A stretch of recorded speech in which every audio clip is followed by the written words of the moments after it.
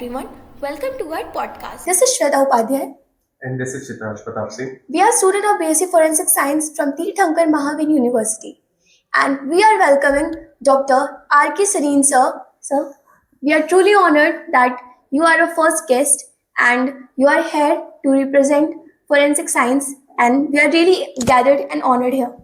Sir, we want to know that firstly we would like to know कि आपको आज कैसा लगा हमारे साथ लेक्चर लेकर के हमारे डिपार्टमेंट में आकर के। मुझे बहुत ही अच्छा लगा क्योंकि जो आप लोगों के साथी हैं, जो विद्यार्थी हैं, स्टूडेंट हैं, they were taking keen interest in my presentation as well as asking so many questions. It seems that they are very much interested in forensic science. So I was very, very happy to meet students of your MTU. We are really thankful, sir. Sir, as a youth, जैसे हमारी generation है, हम लोग बहुत ज़्यादा web series वगैरह से inspire होकर के फोरेंसिक में जिसमें हमें जाना है, तो सर आपने अपने टाइम पर में किस चीज़ से इंस्पायर होकर के आप फोरेंसिक्स में आना चाहते थे? जब मैंने फोरेंसिक साइंस ज्वाइन किया तब फोरेंसिक साइंस के बारे में ज्ञान ही नहीं था, किसी को नॉलेज नहीं थी ज़्यादा, क्योंकि I was in the search of job. और मैं 2-3 मिली थी एमएससी करने के बाद, एक फोरेंसिक साइंस में forensic science laboratory Madhuban Haryana और एक state drug laboratory state Haryana की, 2 जगह एक साथ एडॉक की जॉब मिली थी, यानी कॉन्ट्रैक्चुअल की। मैंने, क्योंकि मुझे जॉब चाहिए थी, तो क्योंकि ये पुलिस डिपार्टमेंट से थी, तो आई वॉज फैसिनेटेड कि भाई इस डिपार्टमेंट में इन्वेस्टिगेशन का मैटर होगा। मैंने वो ड्रग वाली लैब की जॉब छोड़ दी और मैंने फोरेंसिक साइंस लैब ज्वाइन करी हरियाणा मधुबन में। Yes sir. सो जो मेरा क्वेश्चन है सर, सबसे पहले तो यही है कि what it's like to testify in court and how you prepare for cross examination. Court testimony उस चीज़ के लिए होती है कि जो आपने किया है वो सब सही है, कुछ गलत नहीं किया है आपने। कोर्ट सेटिस्फाई होता है अगर आपकी फाइंडिंग्स का बेस एक्यूरेट है, करेक्ट है, और उसके अंदर कोई chances of any doubt is not there. For that purpose, court testimony is there. So we prepare, number one, many forensic expert not going prepared for the court testimony. Court testimony is also an art because you have to address all legal issues along with your technical knowledge. So that's why we should study the case properly before going to the court. The case we have reported long back, but case comes here or so, that time we have forgotten what was the material we received, what is the procedure we have adopted, and how we have done it, what we have detected. Normally, we take our case record also along with us. Nobody has such a strong memory that he can remember everything after so many years to tell. Otherwise, if we'll tell anything which is not telling with our records, that will go in the favor of the accused or in the favor of the person who wanted to take advantage of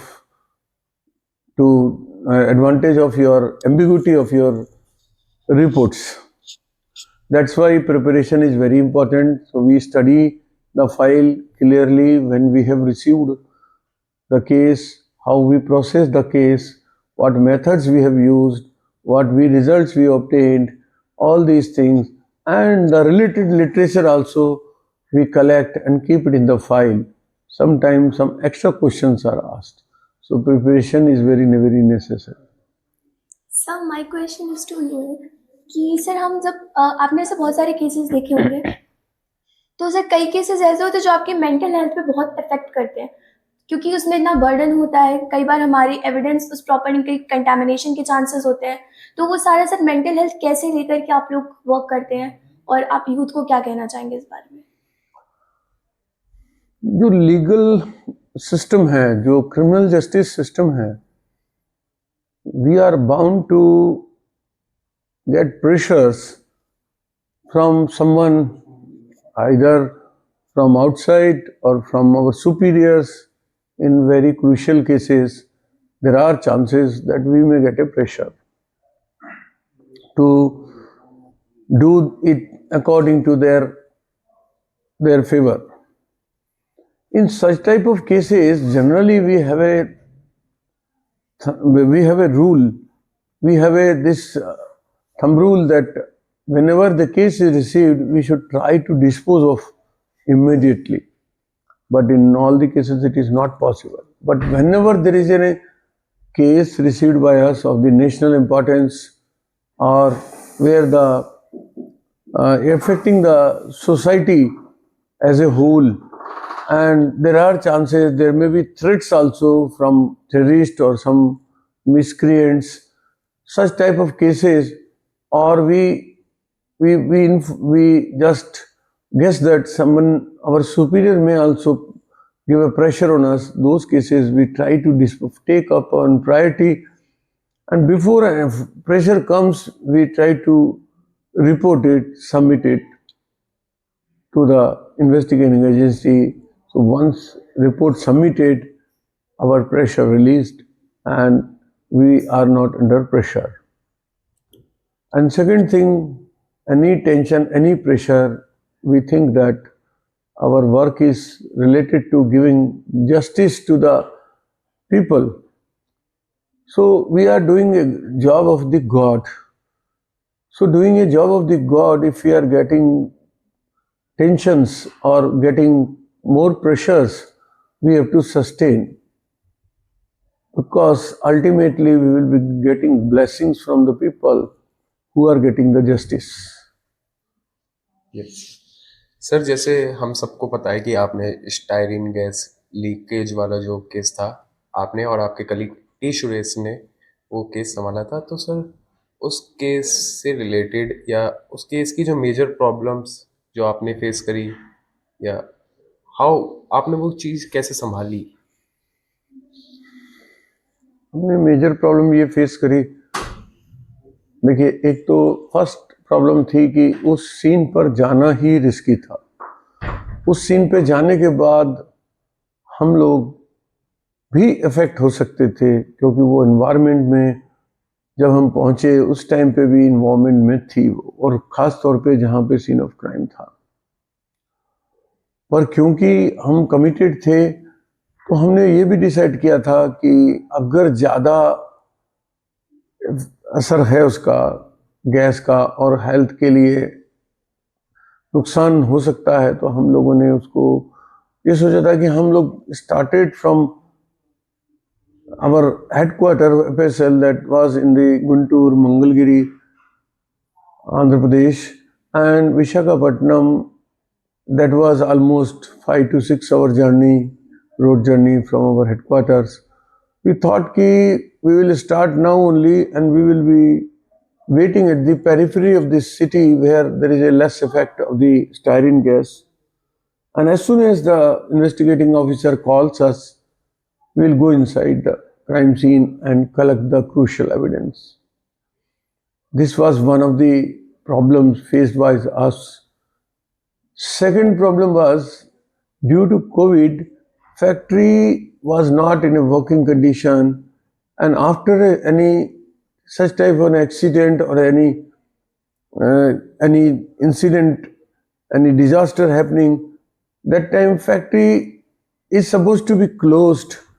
That process we want to see inside, and once there is no staff to explain also, it will be difficult for us to get the actual information.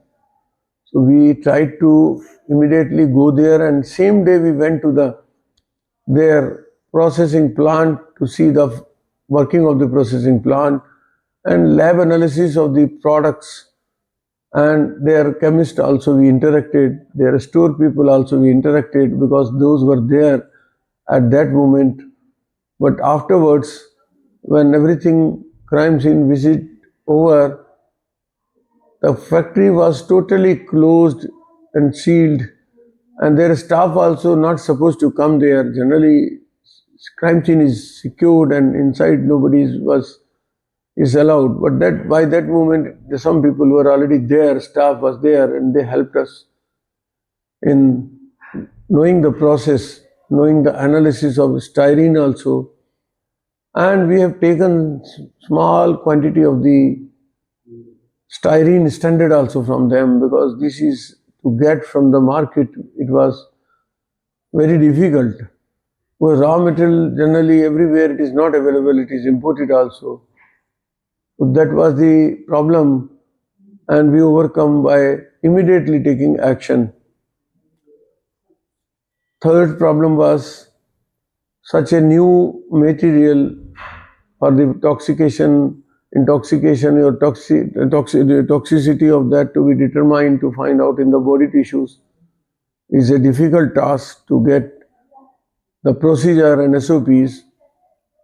So and also the reference standard which we obtained from the factory employees, and we used our gas chromatography mass spectrometry which was being installed at our headquarter FSL, and we called the company engineers to as early as install, because it was purchased newly, and due to COVID they were not having free movements also that time, but we requested them, the supporting company, and they cooperated and they came and we able to install. And after installation, because GCMS is such an instrument which contains the library of the lakhs of compounds and no need of standard also, so we done our analysis on that machine and we got the targeted compound as a hit in our GCMS result, and we were confident to report that it is the styrene in the visceral tissues and styrene's metabolites, byproducts also detected in some of the visceral cases. Okay, sir, we won't bother you more. We just have one or two questions left. Sir, I want to ask, एक case हुआ था आरुषि तलवार case, उसमें sir कहते हैं forensics की एक बहुत बड़ी हार थी, क्योंकि कई सारे एविडेंस हमारे पुलिस से भी छूट गए थे, क्योंकि उन्होंने बहुत ही लेट चीज़ें ढूंढी हैं. तो सर ऐसा कोई केस आपके दिमाग में है जहाँ पे फॉरेंसिक्स के एक एविडेंस से केस सॉल्व हो चुका है? Single evidence? Yes sir. तो आरुषि केस में तो कुछ भी नहीं मिला था. नो सर, वहाँ पे तो कुछ भी नहीं मिला. लेकिन पहले तो मैं आपको ये बात कहना चाहूँगा कि हार फोरेंसिक की नहीं है ये, क्योंकि फोरेंसिक टीम तो जब भी पहुँचती है वहाँ जब से कॉल किया जाता है, बिल्कुल सर. क्योंकि वो area under the control of police investigating agencies के पास होता है. तो वहाँ फोरेंसिक टीम जब भी बुलाई गई तो वो लोग पहुँचे वहाँ, लेकिन कोई भी ऐसी चीज़ वहाँ नहीं मिली जिससे कि ये बियॉन्ड डाउट प्रूव हो सके कि इसमें किसका इन्वॉल्वमेंट है. अब रही बात, आप जो दूसरा क्वेश्चन पूछ रहे हैं कि ऐसा कहीं जहाँ सिंगल एविडेंस से प्रूव हुआ हो कि ये केस में ये कारण है, ये एक्सीडेंट का या किसी और चीज़ का यही कारण है, तो मैं आपको कुछ एक केस, आर्सन केस के बारे में बताऊंगा जो हमने हैदराबाद में एक स्टेशन है, वहाँ जाके हमने विज़िट किया था. सिकंदराबाद से 90 किलोमीटर दूर एक स्टेशन है जहाँ पे कि एक पैसेंजर ट्रेन जो कि एक बोगी को लेके आ रही थी, रिपेयर करी हुई बोगी, जो कि Howrah Secunderabad express, east coast express उसका नाम है, वो रिपेयर के लिए बोगी ले गई थी, वापस लेके आई, और उस बोगी में एसी चेयर कार की बोगी थी, उसमें से आग लगी, और वो आग लगते ही उसको वहाँ पर नाम मैं अच्छी तरह से कॉन्फिडेंट हूँ, लेकिन रघुनाथ पल्ली उसका नाम था शायद, जो कि 90 किलोमीटर है सिकंदराबाद से। वहाँ जाके इंजन ने गाड़ी रोक दी थी, उसमें से फ्लेम्स आ रही थी। वहाँ देखिए, आर्सन केस में जो एविडेंस होता है वो या तो एक्सेलरेंट का यूज़ है अगर वो इंटेंशनल है, नहीं तो शॉर्ट सर्किटिंग के केस होते हैं। तो हमें कोई भी एविडेंस मिल नहीं रहा था पूरे दिन। लास्ट में हमें एक एविडेंस मिला जिससे कि हमें कुछ तो लीड मिली। वो एक जो फ्यूज था वो बस्ट हुआ था, वो भी बोगी के नीचे। ऊपर बोगी की कोई भी फ्यूज जो था, हमें एमसीबी वगैरह सब ऑफ कंडीशन में मिले थे, लेकिन नीचे हमें एक फ्यूज मिल गया। जो फ्यूज को हमने, जब शॉर्ट सर्किटिंग है तो एक्सीडेंटल फायर मानी जाती है, लेकिन क्योंकि गाड़ी में सारे स्विचेस ऑफ थे तो करंट पास ही नहीं हुआ, तो शॉर्ट सर्किटिंग कैसे हुआ ये भी एक क्वेश्चन बना हुआ था हमारे लिए। लेकिन हमें एक सिंगल एविडेंस, वो फ्यूज नीचे हमने जहाँ बस्ट हुआ था वो फ्यूज हमने उठा लिया, निकलवा लिया, और रेलवे से पूछा कि स्टैंडर्ड फ्यूज ये वाला ही है जो आप यूज़ करते हैं या दूसरा है। तो उन्होंने हमें एक स्टैंडर्ड फ्यूज दिया। वो फ्यूज था हाई रेजिस्टेंस कंडक्टिविटी फ्यूज। तो HRC फ्यूज वो स्टैंडर्ड कंपनी का स्टैंडर्ड फ्यूज ही सारे रेलवे की बोगीज में यूज़ करते हैं। तो हमने कंपेयर करने की कोशिश करी कि जो ये फ्यूज हुआ है, क्योंकि शॉर्ट सर्किटिंग होके आग लगने के कारण जब होते हैं, अगर फ्यूज वायर उस कैपेसिटी की नहीं है जिस कैपेसिटी में अगर शॉर्ट सर्किटिंग हो तो वो मेल्ट हो जाए, तो फिर हीट अप हो जाती है वायर और आग लगने का चांस रहता है। लेकिन इनिशियली शॉर्ट सर्किट होते ही अगर वो फ्यूज वायर गल जाए तो शॉर्ट सर्किटिंग नहीं होती है। तो अब हमें वो हमें इंफीरियर क्वालिटी का फ्यूज लगा, डाउट हुआ कि इसमें कोई और फ्यूज का यूज़ किया गया है, सब स्टैंडर्ड फ्यूज यूज़ किया गया जो स्टैंडर्ड फ्यूज नहीं है।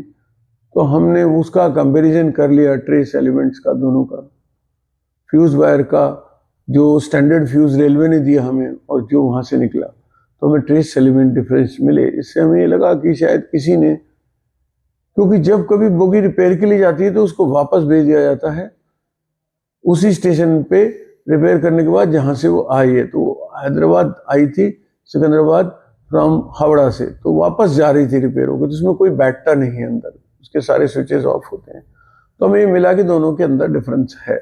तो डिफरेंस है तो किसी ने डुप्लीकेट फ्यूज का तो यूज़ किया है। डुप्लीकेट का यूज़ करने से उस स्ट्रेंथ का, उस कैपेसिटी का अगर फ्यूज नहीं है तो शॉर्ट सर्किटिंग से पूरी बोगी बुरी तरह से जल गई थी अंदर से। तो शॉर्ट सर्किटिंग तो कंफर्म हो गया था हमें। अब वो डुप्लीकेट फ्यूज की वजह से हुआ, और दूसरी बात यह है कि शायद उसको कोई ना कोई एम्प्लॉइज यूज कर रहे होंगे। ये मैटर इन्वेस्टिगेशन का था। जो GRP और रेलवे सेफ्टी एक डिपार्टमेंट है, उन लोगों का इन्वेस्टिगेशन का मैटर होता है कॉज ऑफ द फायर के लिए। तो हमने तो अपनी फाइंडिंग्स ये निकाल के दे दी थी। हमें कोई एक्सेलेंट वहाँ नहीं मिला, कुछ नहीं मिला, सिर्फ एक सिंगल क्लू मिला जिसे हमने इनडायरेक्टली कोरिलेट किया फायर के लिए। Yes sir. So sir, last question जो है वो ये है कि दो पार्ट्स में ये क्वेश्चन। फर्स्ट ये कि एक निथारी कांड, उसका जो मेन कल्प्रिट था, अब तो कोर्ट ने उसे रिलीज कर दिया है, बट एवरीबडी नोज कि उस इंसान ने कराया, बट लैक ऑफ एविडेंसेस की वजह से वो बच गया। तो इसमें जो नॉर्मल पीपल्स होते हैं वो ये सोचते हैं कि कोर्ट को अगर सबूत ना मिले तो वो तो छोड़ देंगे ऐसे, बल्कि सबको पता है कि उसी इंसान ने मारा था। तो सर, उस चीज को नॉर्मल पीपल को कैसे समझाएं कि हाँ भाई हमारी मजबूरी है, या कैसे? नहीं, उसमें फॉरेंसिक साइंटिस्ट का फॉल्ट था कि किसी और का था, ये भी एक क्वेश्चन है। तो जैसे कि लैक ऑफ एविडेंस जो था, जैसे स्कल्स एंड बोन्स मिले थे, अब कैनिबलिज्म का भी उसमें पॉइंट उठा था कि उस आदमी ने बच्चों को खाया था, देन उनकी बॉडीज डिस्पोज कर दी थी नाली में। तो सर, उसमें मल्टीपल स्कल्स एंड बोन्स मिली, उनके बेसिस पे भी उसे सजा नहीं हो पाई थी। देखिए, फॉरेंसिक का काम ये है कि ये प्रूव करना जो विक्टिम है ये उसी की बॉडी से है, ये प्रूव करना। लेकिन वो तब हो सकता है कि जब वो एविडेंस मिले। अब जो भी है इसमें, अगर इन्वेस्टिगेशन में डिले हुआ तो वो तो फिर फॉरेंसिक साइंटिस्ट का तो पार्ट है नहीं कि वो कल्प्रिट पहले ही सब कुछ डिस्पोज ऑफ कर चुका था। तो जब तक ये प्रूव नहीं होगा कि ये विक्टिम यही है, तब तक कैसे हो? तब तक कानून के पास तो पूरा सबूत होना चाहिए ना। जब तक वो लिंक नहीं कर देगा सस्पेक्ट को विद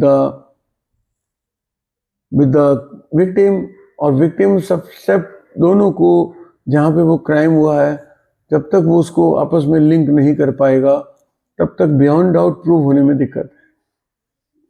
तो उसमें हेल्पलेस हैं। केवल यही हो सकता है कि उसके और एविडेंसेस को सर्च किया जाए जिससे कि वो प्रूव हो सके कि जिन बच्चों को उसने खाया है, जिनको भी उनकी जो भी रेमिनेंट्स मिले हैं वो उन्हीं के हैं। तो सब एविडेंसेस के स्कैरसिटी में, अभाव में वो प्रूव नहीं हो पाया, इसलिए सुप्रीम कोर्ट ने इसको छोड़ दिया। और सर आने वाले और एस्पिरेंट्स जो फॉरेंसिक्स में अपना चाहते हैं करियर, तो उनके लिए आपके लिए क्या एक मेजर या गोल्डन एडवाइस होगी? उनके लिए एडवाइस होगी वो सिर्फ नौकरी की तरफ ना देखें, वो अपना सेल्फ एम्प्लॉयड होने की भी कोशिश करें, क्योंकि नौकरियां तो लिमिटेड हैं। अभी वैसे हमारे ऑनरेबल होम मिनिस्टर ने, अमित शाह जी ने ये भी बोला था कि हमें नियर फ्यूचर में 36,000-7,000 35,000 से अबव एक्सपर्ट्स की जरूरत पड़ने वाली है। लेकिन बच्चे तो इससे भी ज़्यादा, कोर्सेज से जितना स्टूडेंट निकल रहा है वो तो इससे भी कहीं ज़्यादा निकल रहा है, क्योंकि पुराना बैकलॉग भी है।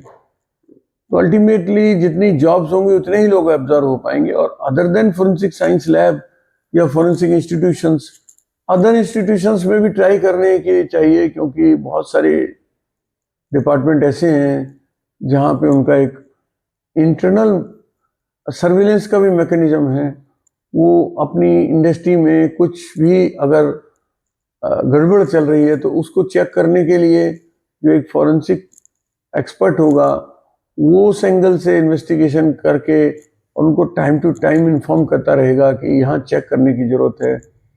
प्रिवेंटिव फॉरेंसिक जो अभी लेटेस्ट चल रहा है कि भाई कोई क्राइम हो उससे पहले ही टू स्टॉप द क्राइम, तो प्रिवेंटिव फॉरेंसिक्स की भी जो टेक्निक्स हैं, जो मेजर्स हैं, वो भी बताने में फॉरेंसिक एक्सपर्ट काफ़ी नॉलेजेबल होता है। तो वो सब देखते हुए अदर ऑर्गेनाइजेशंस में भी, अदर देन फॉरेंसिक लैब्स या फॉरेंसिक यूनिवर्सिटीज़, अदर ऑर्गेनाइजेशन में भी फॉरेंसिक एक्सपर्ट्स की जरूरत है। और सिर्फ बताना ये है कि हाउ द फॉरेंसिक स्टूडेंट्स और forensic experts are useful for their industry. अगर आप उनको ये चीज़ कन्विंस कर सकें तो हर इंडस्ट्री लेने के लिए आपको तैयार हो जाएगी। हर जगह इन सब चीज़ों का महत्व है। और बहुत सारी ऑर्गेनाइजेशन है रिलेटेड, जैसे पुलिस है, इंश्योरेंस कंपनीज हैं, लॉयर्स हैं, ये सब इंगेज करते हैं forensic expert. So we are really thankful, sir, and thanks for your precious time that you gave to us. Thank you so much, sir. Thank you so much. Thank you. Thank you, sir.